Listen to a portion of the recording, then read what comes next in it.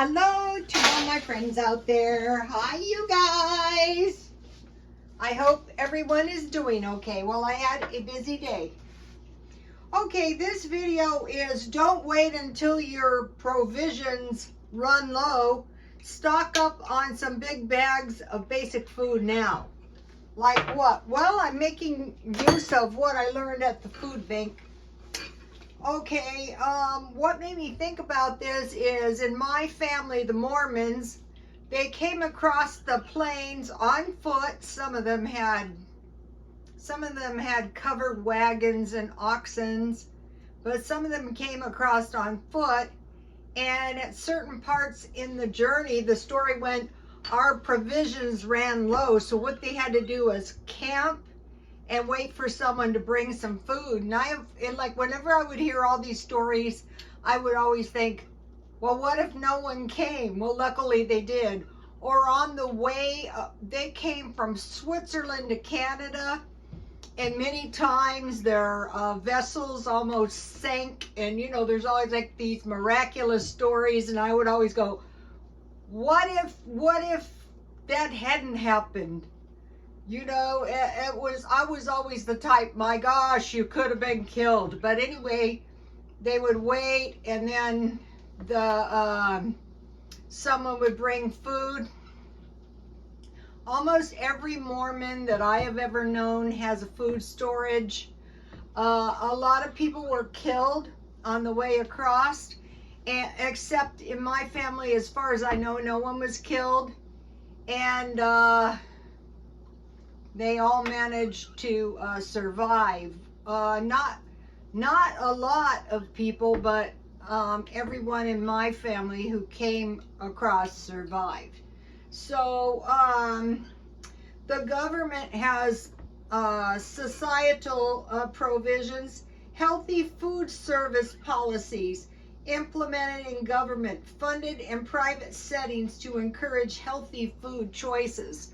A lot of churches have nonprofit, so I mean they have food and community service so they can keep their nonprofit, and so they do. And there's a lot of community centers. So now what we want to do is when finances permit, stockpile up some food, you know, of the basic food, so that you can get by for a while without having to buy anything. So I started buying big bags and some things I buy marked down and some things not. So today I bought a fairly large bag of vegetables. Here it is. And these can be eaten either as stir fry or salads. You know, you can make coleslaw. This is $5. So when I went to the food pantry, they gave us a lot of vegetables. But this works good for me because I mentioned to you guys that I am doing the life extension thing. So there's two long-lived groups of people that exist. Here's the Adventists. They have some of the longest lifespans in the entire world. And then there's the Rosicrucianists. Where did I write this? Oh, this is annoying. The Rosicrucianists are vegetarians, and they don't usually cook their food. Whereas the Adventists, some of them do eat some meat. Oh my God. Well, I don't know where I wrote that. Anyway, so what I'm doing is I'm trying to eat one Rosicrucian meal per day. Not every meal. I found a good breakfast that seems to work, which is oatmeal. And then I eat like egg whites and bacon. And then I'm trying to fit a Rosicrucian meal, which is going to be all raw food. So what this is this is a bell pepper, and I put some of that salad mix, the stir fry mix, and I have some olives and some okra, pickled okra, and some salad dressing. And I made this for after the gym, because that's when trouble happens. When I come home from the gym, oh boy, bad things happen. So, okay, so I want, the most important thing is going to the gym and trying to build muscle at my age, and trying to work on the, they say if we can survive 10 years, that by then the life extension should kick in. Oh. And within 10 years, if we can survive 10 years, then there's going to be big strides in life extension. So I am 69, so if I can stay healthy for 10 more years. So I am exercising, doing weight training. Okay, and then the other thing I'm trying to do is move towards more organic food, you know, when I can find it reasonable. I heard somebody paid $7 for an apple. I'm not doing that. I buy my apples marked down at Smart and Final. Okay, the Adventists are a majority of plant-based, whole foods, excludes most animal products, alcoholic, and caffeinated drinks. So I need to work on that. The Rosicrucians, no meat, no tobacco, vegetable diet, and raw.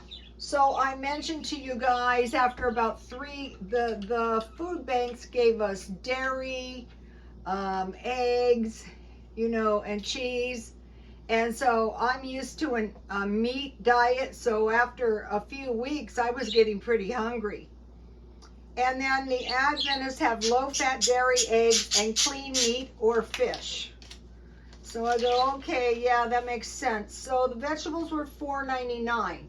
So now here comes the bad news. It's when you start going in to buy basic food, that's when you realize food is getting, this is 5 pounds. This is 5 pounds of whole wheat flour, and I need that for making my bread that I'm going to be making, and it was $10.49. It's organic wheat flour, because when I was going to the food bank, they gave us whole wheat, healthy grain bread, and then I needed some cornmeal. And this was on sale, but the cornmeal was $4.99, and this is 2 pounds. So if I make cornbread, I need that. So this little bit of food here was about $20. Nothing, no money off on this kind of food. So it's not too much for me, because when I make the bread, I make a half a batch, and this is, I spent years looking for this, and I made it this time. I made it in little muffins. This is Betty Crocker, and I almost forgot my own recipe. I put it on my X for you guys. Betty Crocker brown bread with raisins. So I needed a cup of all-purpose flour that I had. I bought a whole bunch of these. This is Mormon flour. So you need 3 kinds of flour in equal parts. 1 cup all-purpose flour, 1 cup whole wheat flour, and 1 cup cornmeal. Last time I just used what I had. And so I make, this is a half a batch, and I use a half cup, so that'll last me a while. 1 cup raisins, so it's all 1 cup. 1 cup flour, 1 cup wheat flour, 1 cup cornmeal, and 1 cup raisins. 2 cups buttermilk, So I use 1 cup buttermilk, and I put about 2 tablespoons of apple cider vinegar in it to make it buttermilk, 2 teaspoons baking soda, and 1 teaspoon salt. So I made half a batch. You bake it 350, but for a whole loaf it'd be 1 hour. So I just kept my eye on these. Are really good. So you know, I'm going to be eating the healthy grain food. So I want to make sure that I have that when finances permit in the house, so that I can make some healthy grain food. And what I'm going to do is, when I make yeast bread, I'm going to use these 3 flours, because you get more nutrition. I might grind up some of my oatmeal or flaxseed and put that in my bread too. So I have vegetables, and I have flour, whole wheat, and corn. And then I keep these in the refrigerator after I open them. Okay, so then this week I mentioned to you guys that I bought 2 of these canisters of milk, which was really a good deal, for $1.99. So the regular price, so I got 2 for $4, and the regular price was $6.52, so it'd be $13. So if you have milk, any kind, you can make yogurt, you can make simple cheese, you can make butter, but you need a little butter to make that. And then you need your vinegar. I've been making that a lot. So the provisions that I stocked up on were these today. So that was about $20. I might buy bigger bags, but not right now. Also, if you don't have that much money, go to Dollar Tree and buy the $1.25 portions. You can usually find it there. So now I have a good Julia Child's cornbread recipe, and on these veggies, that's 6 servings, but that is if you eat 1.5 cups. So I wanted to go to more heartier